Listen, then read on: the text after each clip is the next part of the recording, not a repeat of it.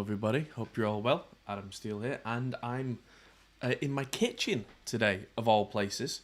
A bit unusual, I know, but I have my soldering iron out, and I needed to be somewhere that had space to work and was properly ventilated. Mickey, my lovely wife, is away with her friends for the day, and my lovely little daughter is now safely in bed.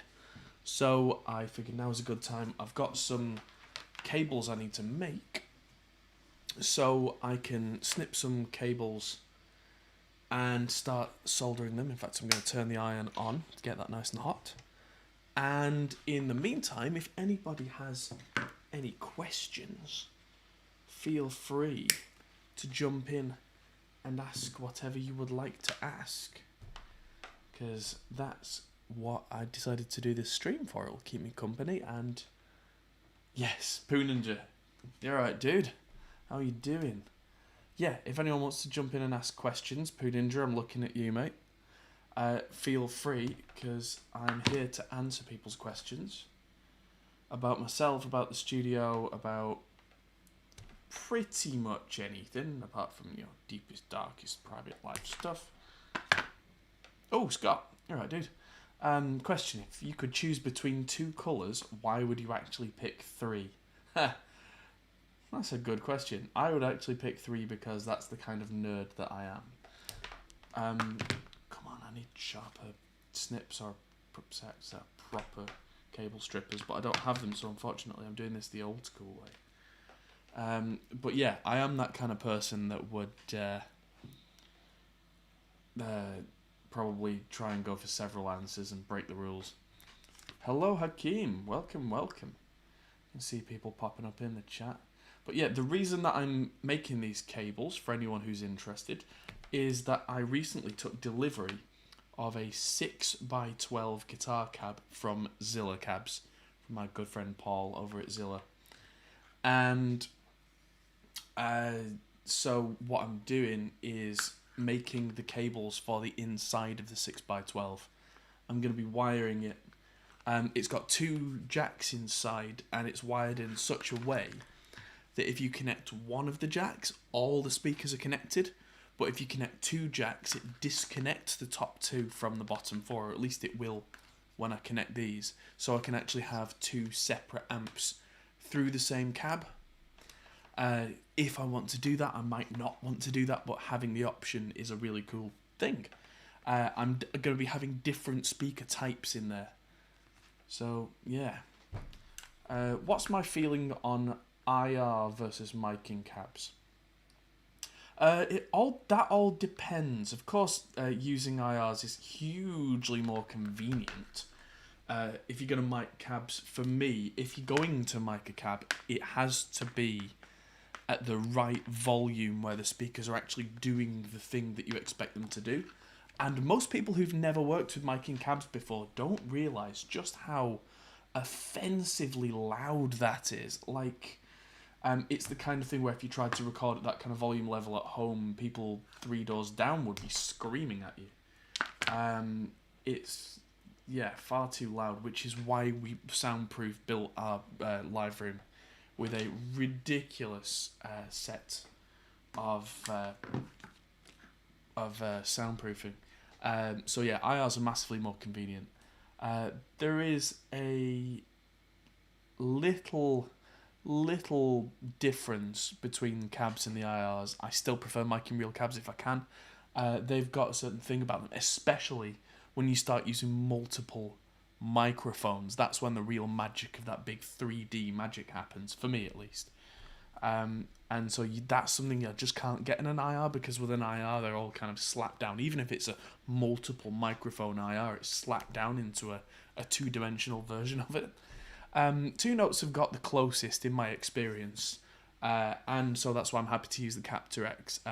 There's not much in it, but when I really need it, there you go. Oh, I've got quite a few coming in. So Scott says, by far, without question, what's the dumbest thing you used to do mixing wise that I've realised was total bullshit? That would easily be cranking the high end on Pultex on everything. I used to do that all the time. I was absolutely terrible for it, and I realised that it was actually making me fight myself in terms of trying to tame high end down. So I eventually stopped doing that and now only do it as a flavour thing, and my mixes improved pretty much overnight. So yeah, there you go, Scott. Hello, Nick and Chris. Welcome. Yeah, Steve says, yeah, it reminds me of babysitting DJ nights and fixing all the broken cables. It's pretty much that, yeah, because Ivy's in bed and Mickey's out, and I've got this cabling to do, so I thought I may as well do it with you guys. So what I'm doing, rather than, this is a manual focus lens, so let's see if I can just manually, that way, there we go.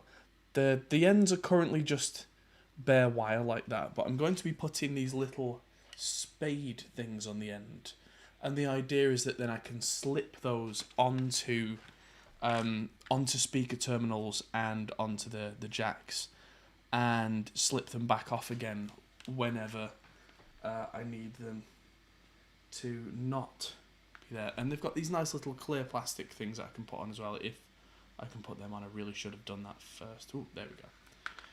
But from what this I am doing on the advice of Paul from Zilla, and not the spade thing. The spade thing was my choice, although Paul does that as well at Zilla. But because I do so many speaker comparisons and that kind of thing, it's almost 100% just necessary for me to do that. So yeah. What he said was, get these spades, slip them in here, and use, and this is going to be a little bit,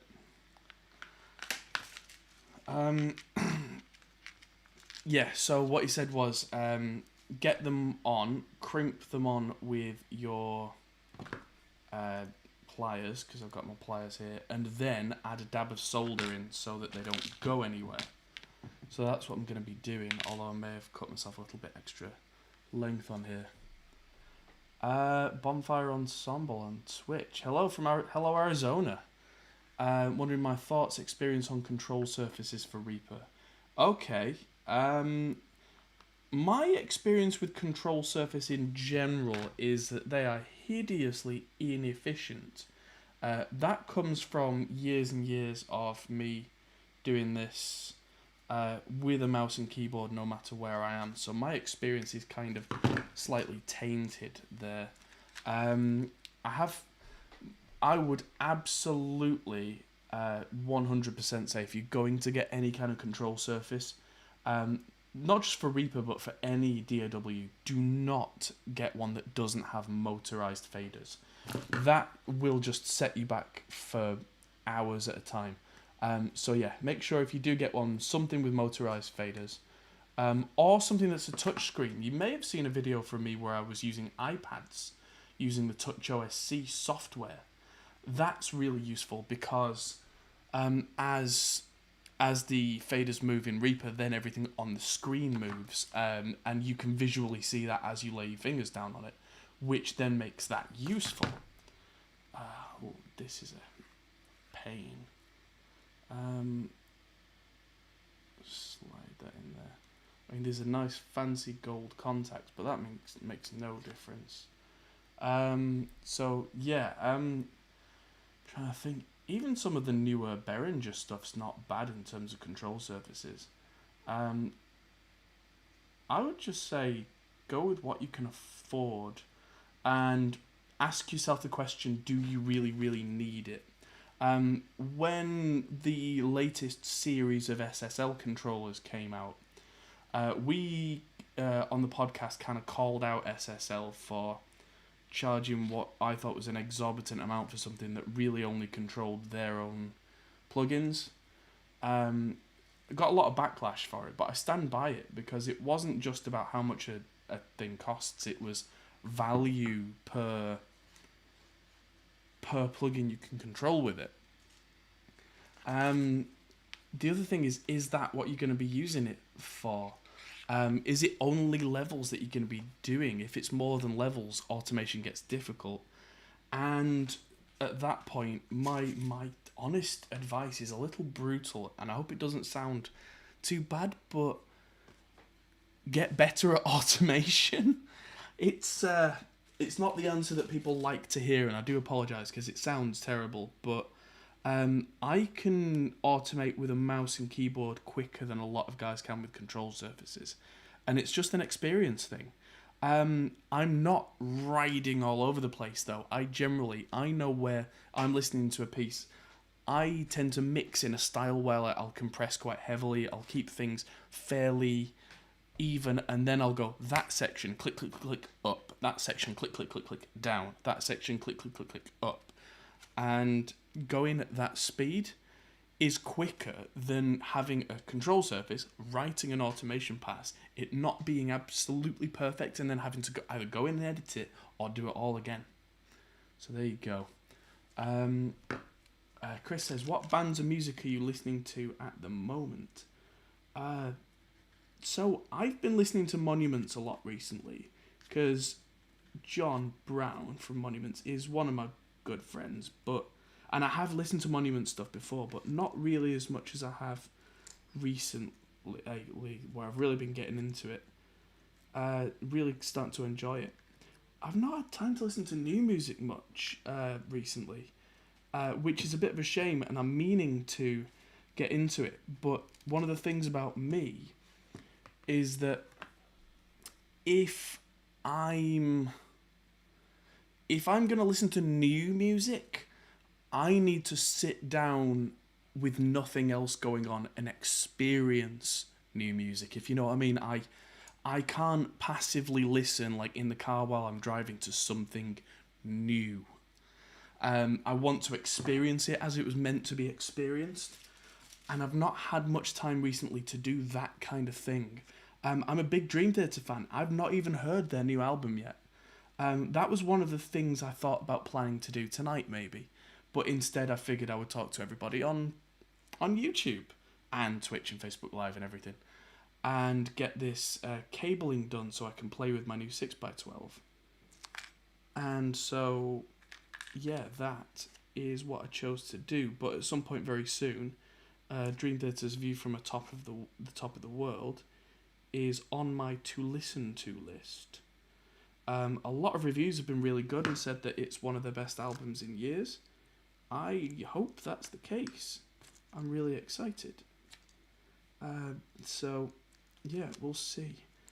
But yeah, new bands, not so much recently. I've been, just intensely busy catching up, because as some of you will know, I was really quite ill for a couple of weeks recently. I had a really bad, stomach virus flu thing that just knocked me out, to the point where I was having to do either no work at all in a day or really kind of drag myself out of bed and do a small amount of work. So I've not been anywhere near my usual productivity, and I've been scrambling to get back. So, yeah, I wish I'd had more time recently, but hopefully I will again soon. There we go. These are nice and crimped on, so now my soldering iron is at 439 degrees Celsius, which is a little sit down doing nothing. Have you ever actually not been working on something in the 10 years? No. Well, I am a very active person, yes. But sometimes I make a point of sitting down and doing something like listening to new music. That counts as doing something to me, if you know what I mean. That's like, oh, Warren. Yeah, right, dude, yeah. Lots of soldering for me, yeah, joy. Thing is, that's not a secret. I hate soldering. I really hate it. The fact that I'm doing it right now is because I've made myself do it on stream, which means that I know I'm going to do it. And yes, before anyone says anything, I know I'm using a piece of cardboard to protect the table instead of a proper soldering mat. I do have 2 proper soldering mats, and I've left them both at the studio because I'm stupid. There's one. There we go. Let's just heat up the area. Come on. This is where it gets fiddly without a set of helping hands, which again I should have, but I didn't bring them with me because stupid. I are the stupids. There we go. Lovely. How's everybody else's Saturday night going? More and I hate soldering more. I'll bet you do.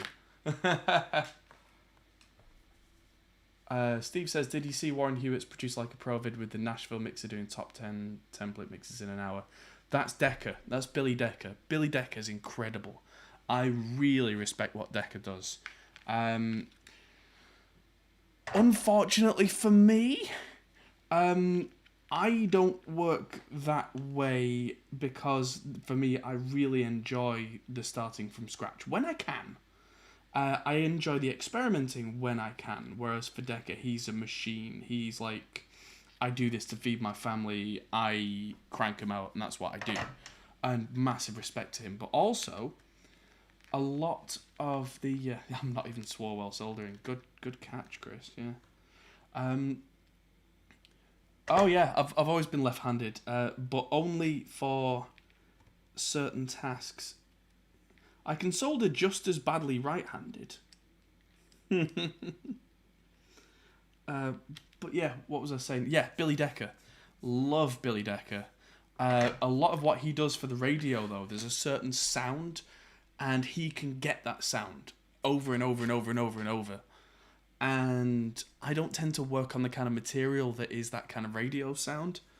I'm not even suggesting that I could do what he does, but I'm on a slightly different path doing a lot of the rock and alternative stuff. I get a lot of slightly different sounds thrown at me. But yeah, he's great. I mean, part of me would love to interview him, but I know that if I did, he would just say to me exactly what he says to everybody else, because he is so open book, crystal clear, right down the line, does what he says that he's going to do. No hiding it, no beating around the bush. Yeah, what a guy. So, yeah, if I ever meet him, I will definitely shake his hand for sure. If we're allowed in the new post-COVID world, of course. I might have to take some hand sanitizer with me.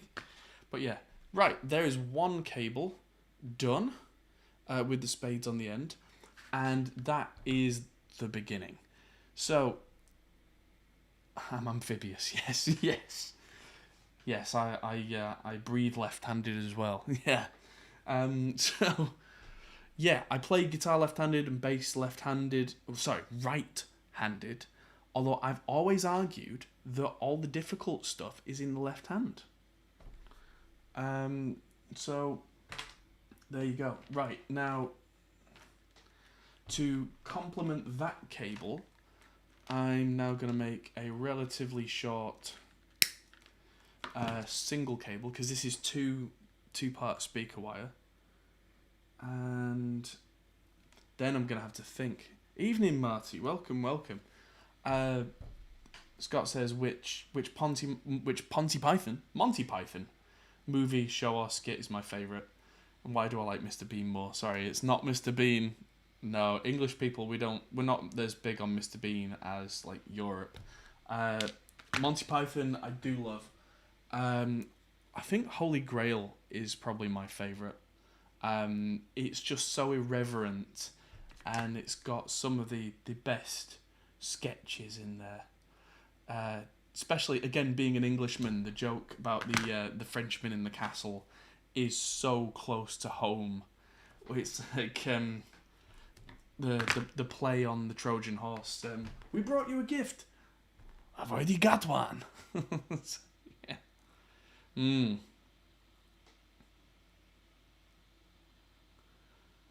Newman Arf says, if you enjoy new music, here's Zappa, Mr. Bungle, Boredom's Negativity. None of them are new music. I know all those. We were talking about like 2021 releases. So no, I like Bungle, I like Zappa. Not so interested in Boredoms and Naked City. It's a little much for me. I'm more of an old school prog fan. Old prog rock. That kind of thing speaks to me a lot.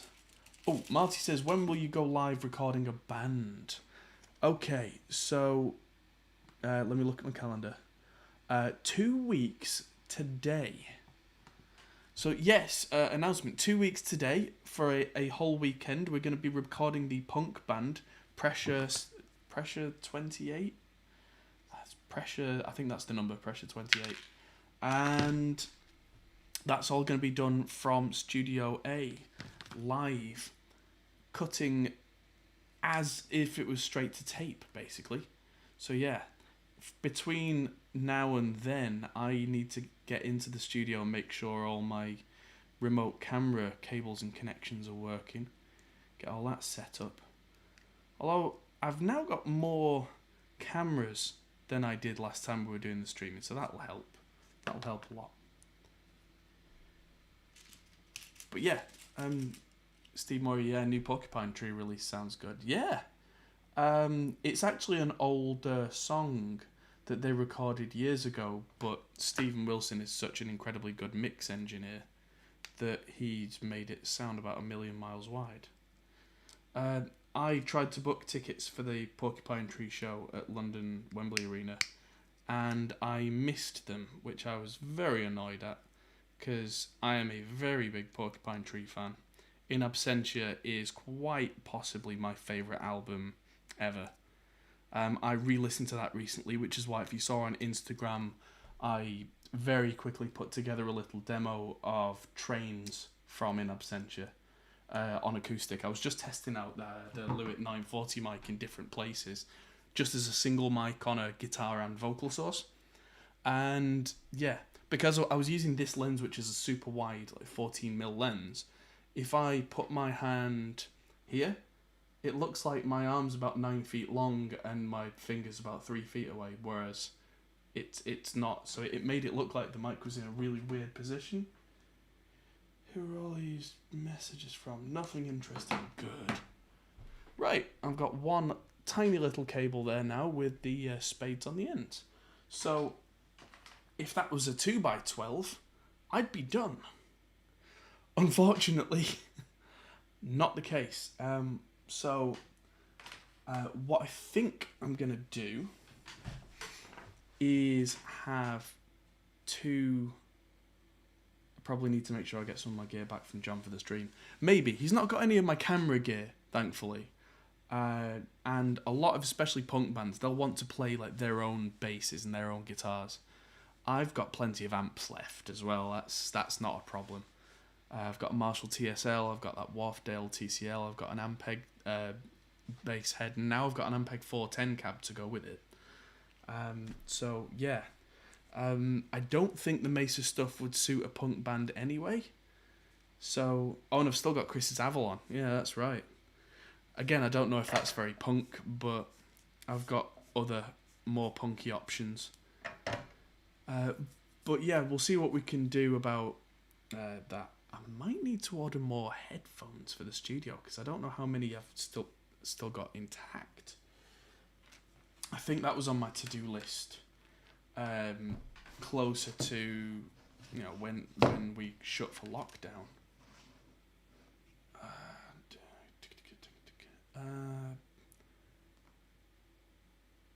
I'm going to do this one longer. If it's too long, I can always zip tie it down inside the cab so it doesn't rattle.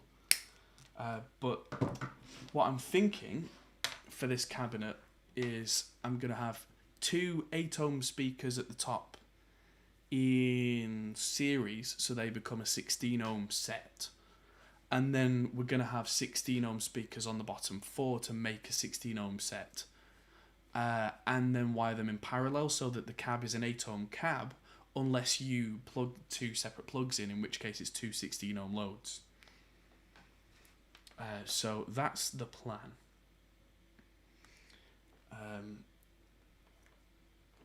Making sure I've got enough 16-ohm speakers is going to be interesting because most of my collection is all 8-ohm. Which means the top 2 are going to be some of my oldest vintage 30s because they're 8-ohms and are some of my favourite speakers, even though a lot of people are like, oh, vintage 30s, they've been done to death. Yeah, but the right ones sound fantastic. Oh, Steve Murray saw them Porcupine Tree Athens in Greece. Yeah. I saw them... I saw them at a festival. I think it was Sonisphere. It was raining sideways. Stephen Wilson had very long, completely straight hair at the time, which did not look that good in the rain. Yeah. But the band, of course, were absolutely flawless. Not quite as humorous as they sometimes are, probably because it was absolutely hoofing it down with rain. But yeah, it was a good show. Didn't catch the whole set, which seems to be the story of my life. I see bands that I really like and I don't manage to see the full set quite often. Carnival are another one of my favourites. I saw them at a festival. Might have been a different year of Sonisphere. And I missed the first 4 or 5 songs. Gutted, because those guys are real monsters. But yeah, when I saw them, they, especially the singer Ian, was note perfect. And I mean, like, you know, live usually you give singers a bit of leeway because it's live and, you know, it's not going to be perfect. No, we're talking album perfect. It's just like, come on, guys, give someone else a chance.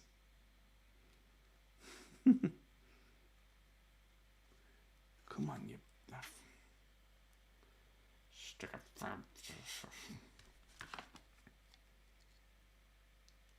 Right, go on, you. This is probably the trickiest bit for me, is stamping these closed with the pliers without the whole thing springing out. There we go. There we go. Let's make sure that's on and going nowhere before I solder it on, so it's really doubly, triply not going anywhere. Anyone else got any questions or anything they'd like to announce or anything? Because visually I do appreciate this is probably not the most interesting stream in the world. Apologies to anyone who's watching this on catch up.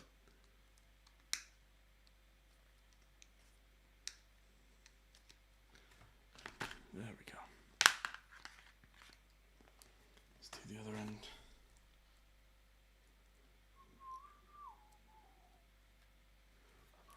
There we go. In other news, I have converted Liam to the way of the coffee. He was getting kind of interested, and then I showed him a couple of videos from a guy called James Hoffman. If you're into coffee at all, then you will know who James Hoffman is by this point, I am sure. If not, check him out on YouTube. He's fantastic. He's really enthusiastic. He's slightly weird. Remind you of anyone we know. And he is absolutely 100% passionate about his craft. And he's one of the best in the world. He was the International Barista of the Year one year in the big competition that goes on every year. And I saw the performance there, because it is a performance, it's a timed thing, and he absolutely crushed it. And yeah, so this guy can tell you the ins and outs of how you probably should use things like a V60 or an AeroPress, or why certain grinders are not very good and why certain ones are really good, etc, etc, etc. Time to get the solder. And yeah, I found him really interesting.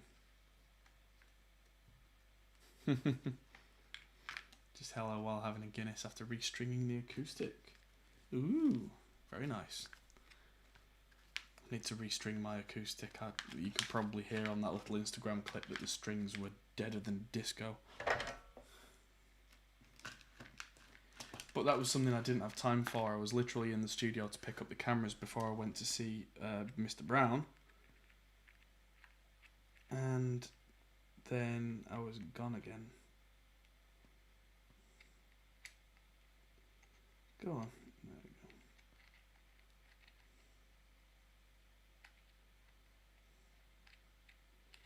There we go. Getting that heat in there so that the solder takes. 5, 4, 3, 2, 1. Boop, boop.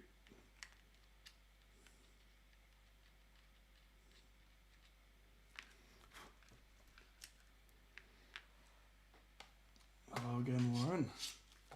Right, so I'll put these on the other side. Yes, lovely.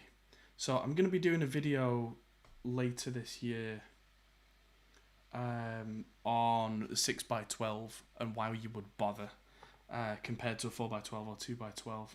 I don't even know if there's any reason why you should, but I wanted one because, yes. Hearts of Australia. Do you see any benefits besides convincing by using Touch OSC on your phone and your DAW?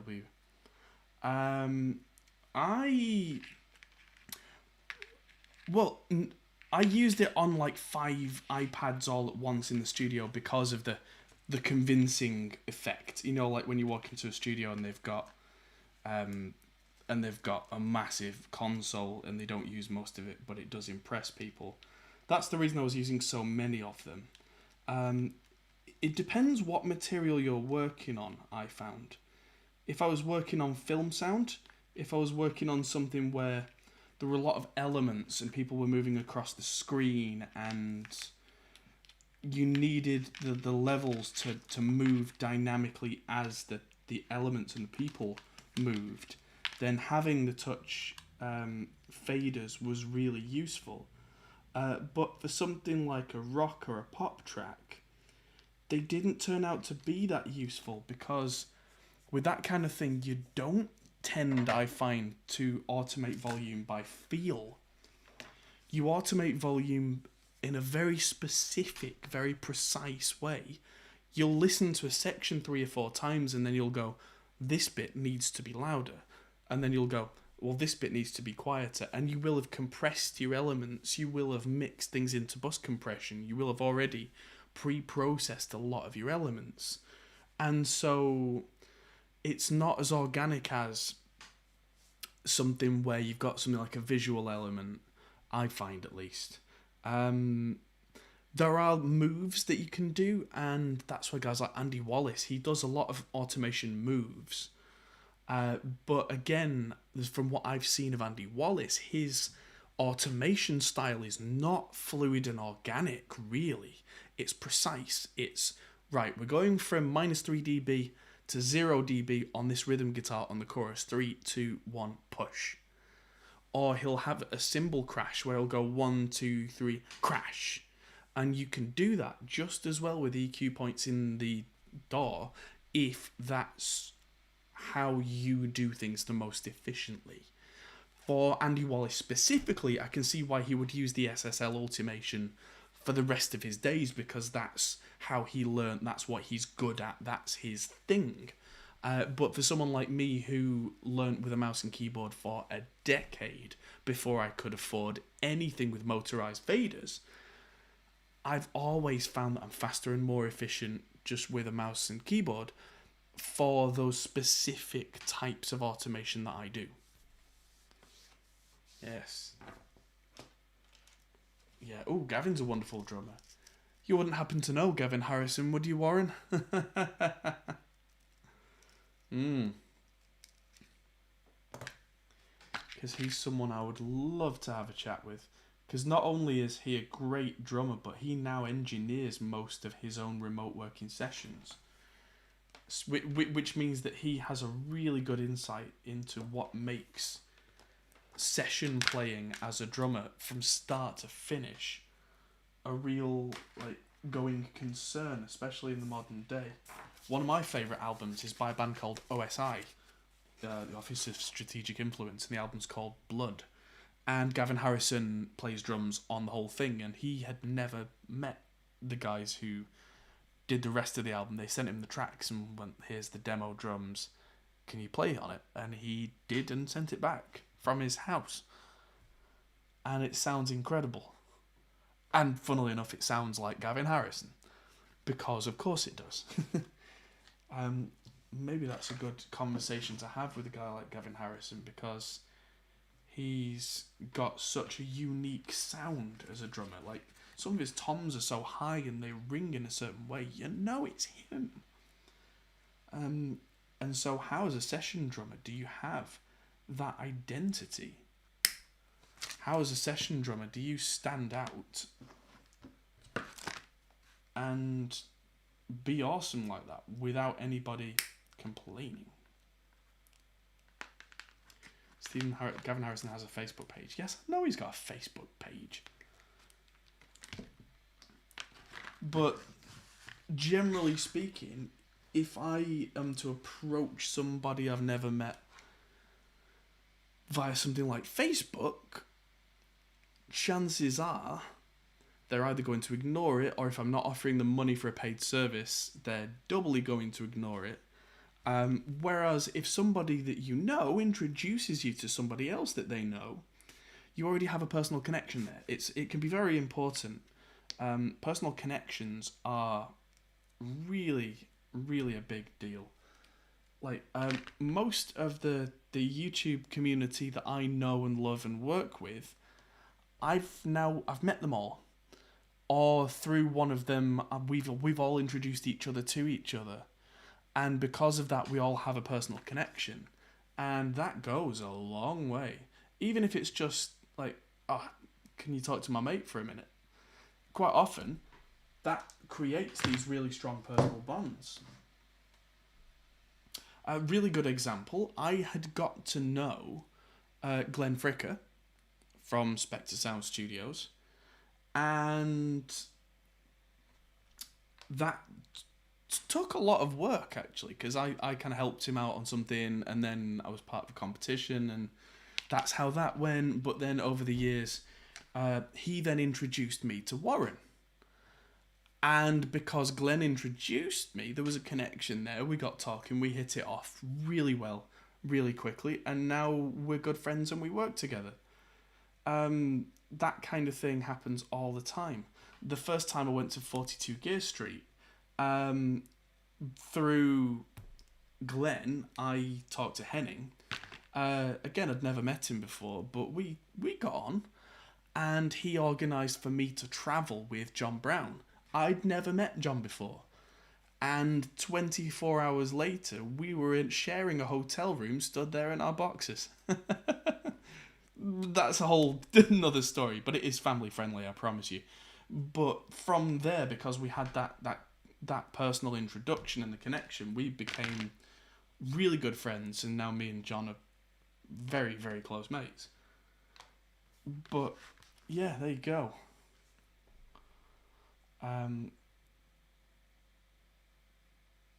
Heart of Australia says, did you like the Futurist MIDI controller, or could I find better? Define better. I really like the Futurist. I use it quite a bit. I'm going to be using it more on future projects. It's sat on my desk right now because right now I'm not doing much in the way of live music production, but it's so versatile. I'm going to be using it. I'm doing a performance video at some point soon where I'm going to be needing to change patches remotely. The Futurist is perfect for that because it doesn't get in the way of everything else that I'm doing. It depends, because like if you've already got something like a Line 6 Helix or an HX Stomp, you can program them to do MIDI messages, but that in itself is a pain, and you have to spend quite a lot of money to already have that thing. Whereas if you're starting from scratch, the Futurist is really useful because it's small. It's small and it's really versatile. There are more fully featured MIDI controllers out there, of course there are, but most of them are huge. If you need the most insane MIDI switcher, there are crazy ones from like Bradshaw and Custom Audio Electronics, people like that. But yeah, if you just need MIDI and not like these looping switches like the Boss ES5 and the Gigrig G3 and those kind of things, which are amazing but are a whole different ball game and price range. If you don't need any of that, the Matthews Effects Futurist is really useful if you just need something small. Like if you already got a big pedal board and you've got a tiny little space and that's all you got. It could be really useful because on a pedal board you could do things like change the patches on Strymon units that are at the back. Like I know a lot of the guys who use Strymon timelines and that kind of thing will keep them at the back of the board. You could change all those presets and also change MIDI presets for something else. you can send MIDI notes from it, so you can actually trigger a sample off it. It's got an expression jack, so you can do things like volume swells and wah from that. It's also got a utility jack that can do relay switching, so it can actually change channels on like an old school amp that's got a TRS jack input on the back, or just TS jacks. You can change your gain channels, you can turn your reverb on and off, that kind of thing, if your amp supports it, from that tiny little box. It's incredibly powerful. Yeah. Aceman says, yeah, make sure you stick the hot soldering iron in your hand/fingers at some point or you're not soldering. Yep, I've done that more than once. It's a wonder I've got any fingerprints left. Like I said at the start of the stream, I do wish that I had better snips with me or something, but this is what I've got in the house, so it'll have to do, unfortunately. I think I'm doing the right number of these spades, because now I'm trying to think. I'm essentially wiring a 4x12 at this point, because of the way the cab is split. I've got my 2x12 wiring here, my 4x12 wiring here, and they will all connect inside in parallel.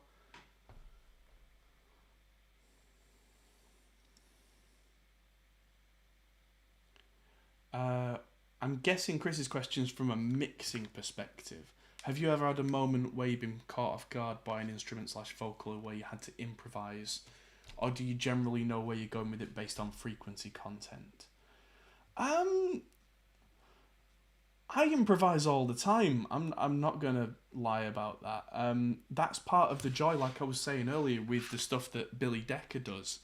I don't like using the word formulaic because it sounds so negative, but a lot of the kind of the radio hits do have a certain thing about them. A lot of what I work on is as varied as it's gonna get, and I don't know what I'm gonna get on a day-to-day basis.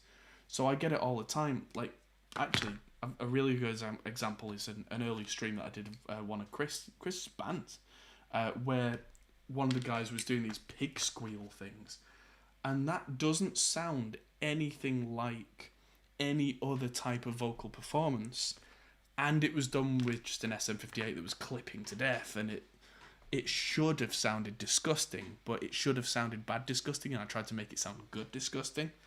And I have to just use my instincts a lot of the time.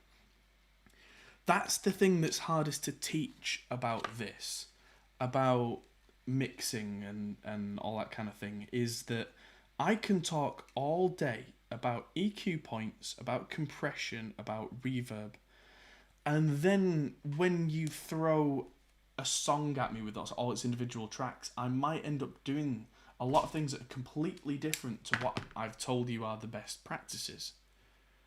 And it's not because I want to do it badly or I want to experiment or anything. It's quite often that what I'm being given is different to what you would expect, and then I'm trying to make the puzzle fit by using my instincts with all the knowledge that I've accrued over the years. Whether I do a good job or not is entirely up to you guys and what you decide, but that's the way that I have to think about it. Is there are no presets in my head, there are no templates, there's no, alright, it's a vocal, so we do this and we do this. I have nice starting points, but then I have to listen to everything that I get given and go, right, what do I have? And based on the unmixed song that I've just played, now where do I want that to go?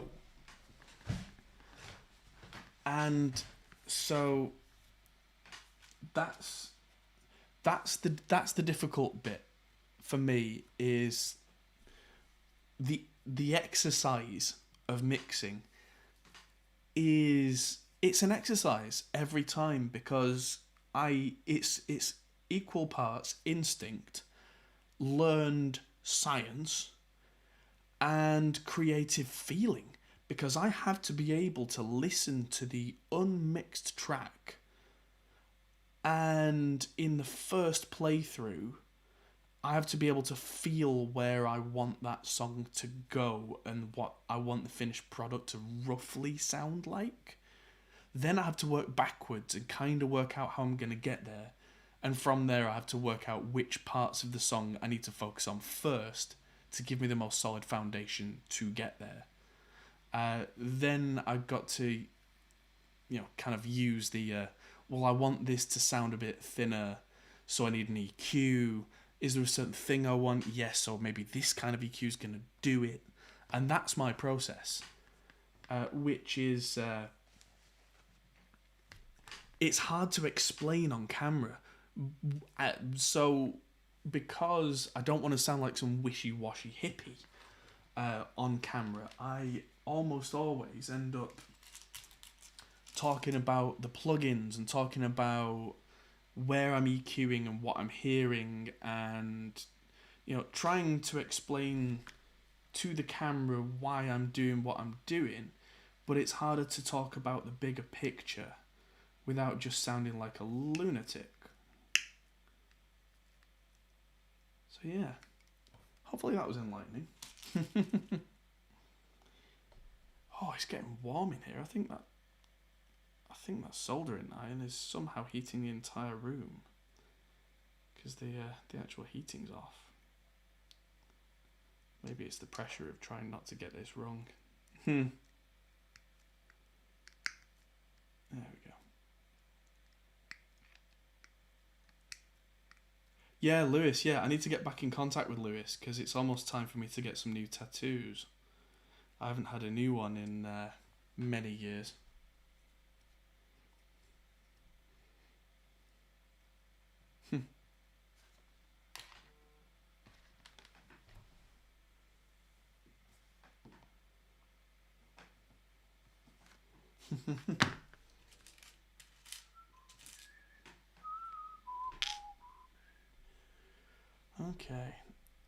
Okay, gotta go. Well, thanks for stopping by.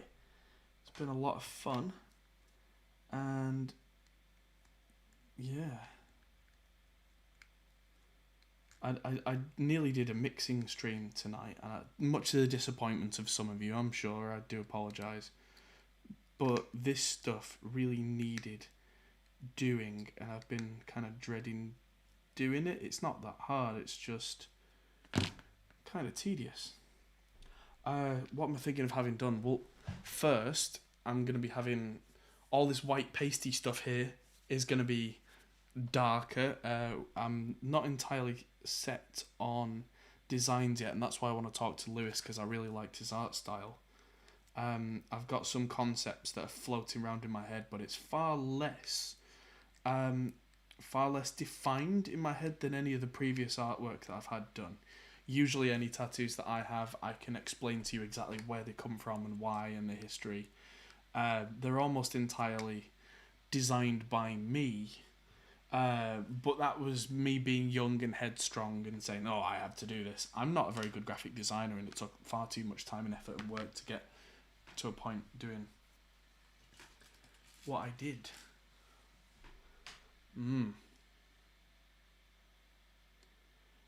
But yeah, I've always liked the red artwork that Brandon Boyd from Incubus has on his arm, where if you don't look too hard, it doesn't really look like a tattoo at all. It's incredibly soft because there's no black line artwork.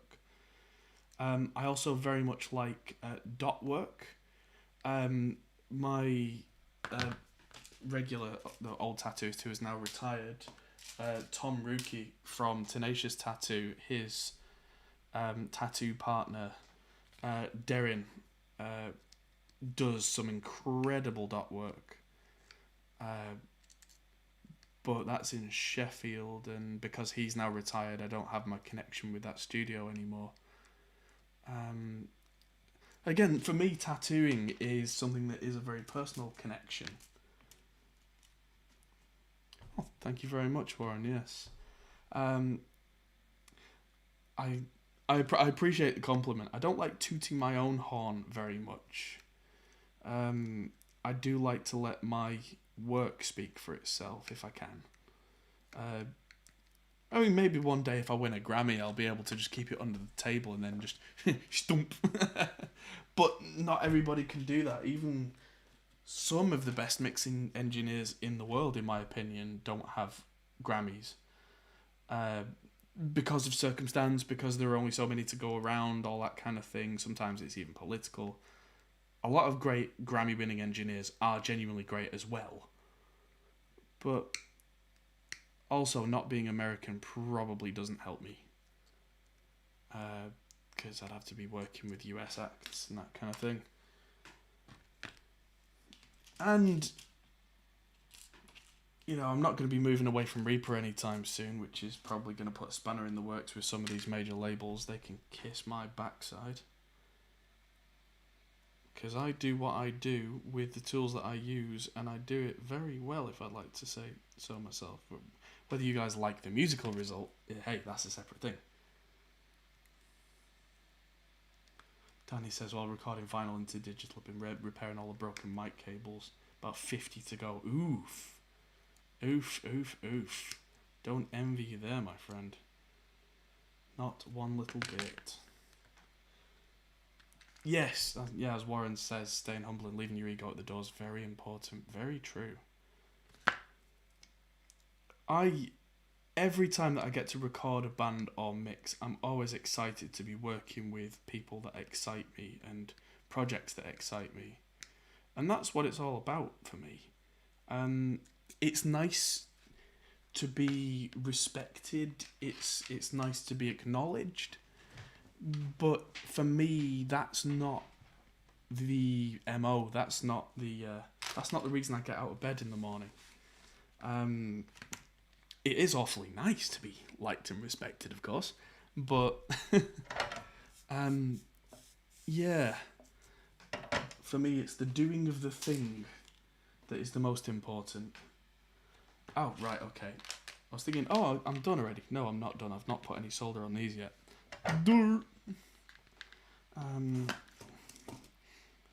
Yes. Don't tell the authorities, but I'm using leaded solder on these as well, because I think that leaded solder is just so much nicer to work with. It's nice and smooth and doesn't just stick to everything. This room is properly ventilated, and I'm not selling these cables or anything like that, so I don't really have to conform to any kind of standards, which is good, because these I don't think would pass anything, because they've got, yeah, they are not lead free. But I don't care, because they do what I need them to do, which is flow the solder properly and do the thing with the thing. There we go, there's one. I can't remember now if I've got... I can't remember if I've made enough cables. I'll need to work that out in a minute. I'll put them out and kind of lay them out as a serial parallel thing.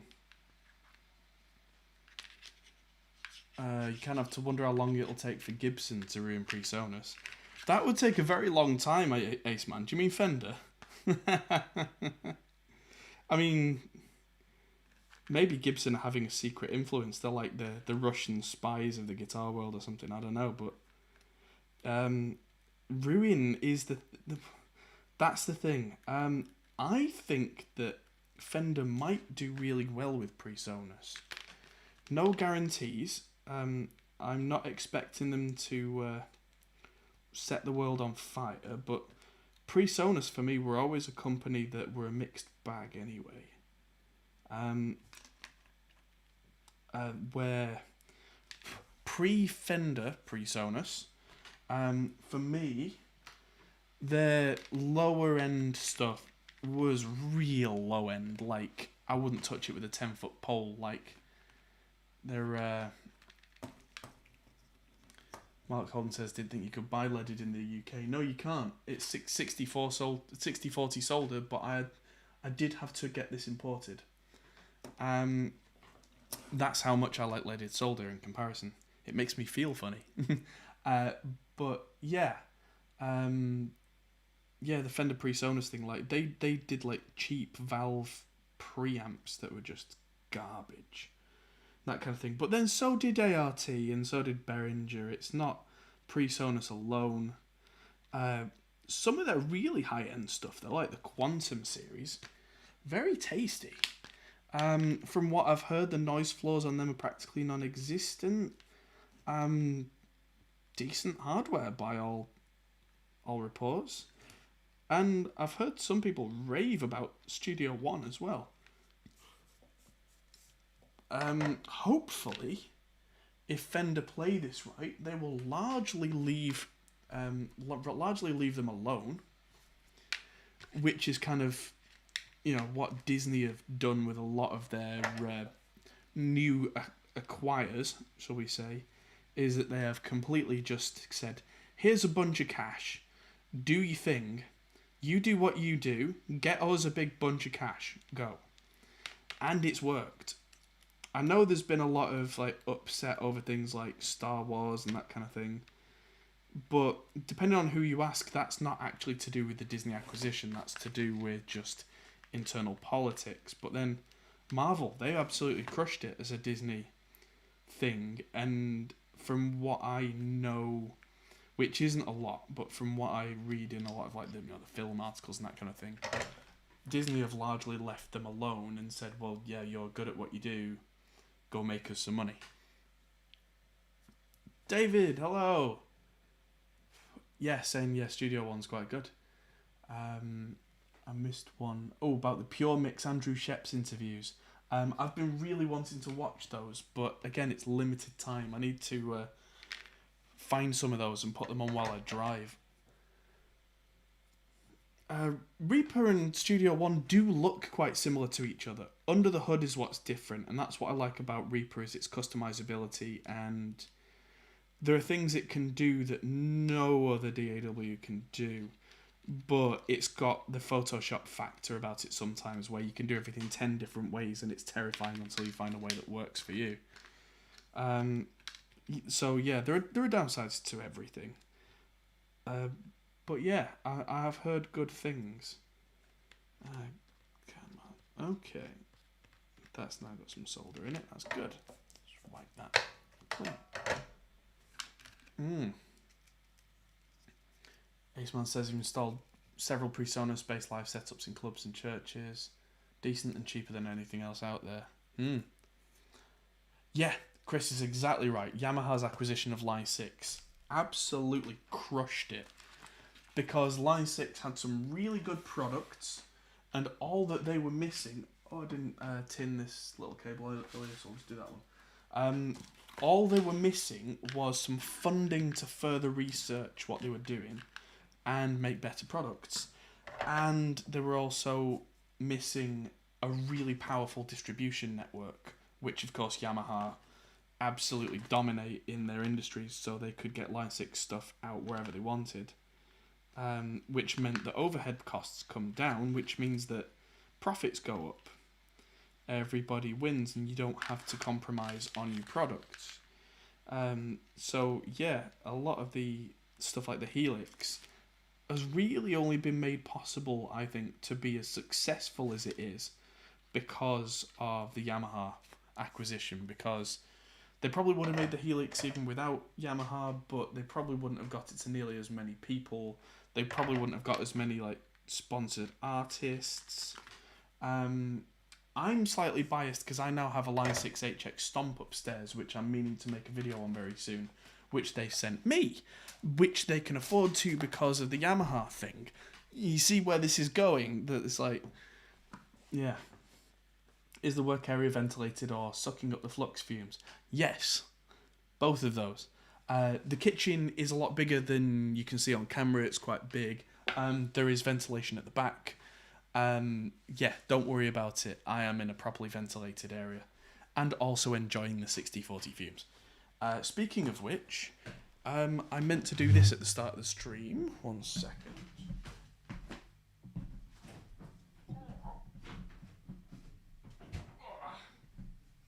Not the groaning noises. Goose Island IPA. Cheers. It's Saturday night. I may as well party while I sit in on my own. Oh god, that's good.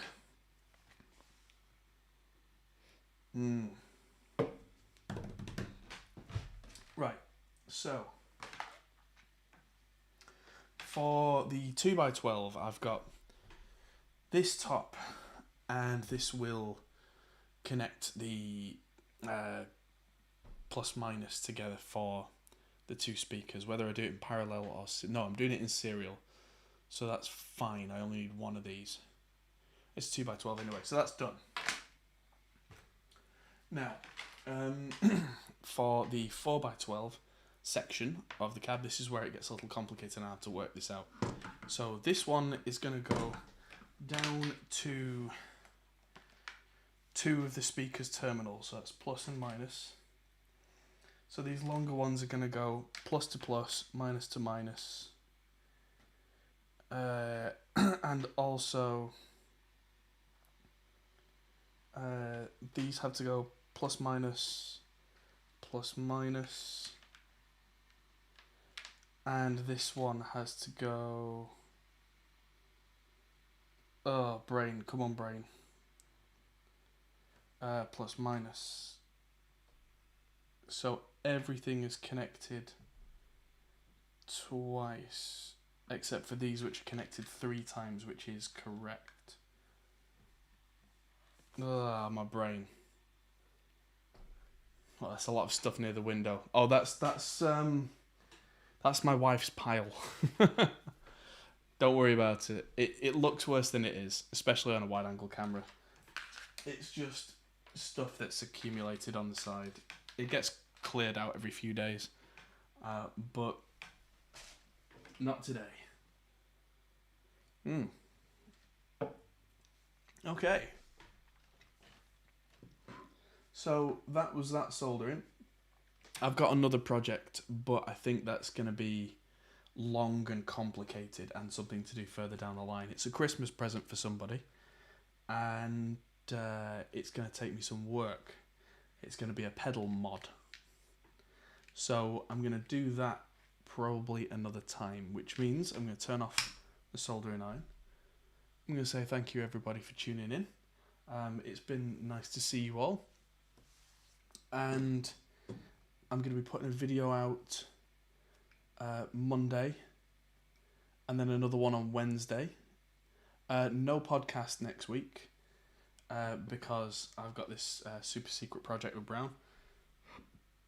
And then I'll see you very soon. Hopefully I'll be able to do a mix. Let's look at my calendar.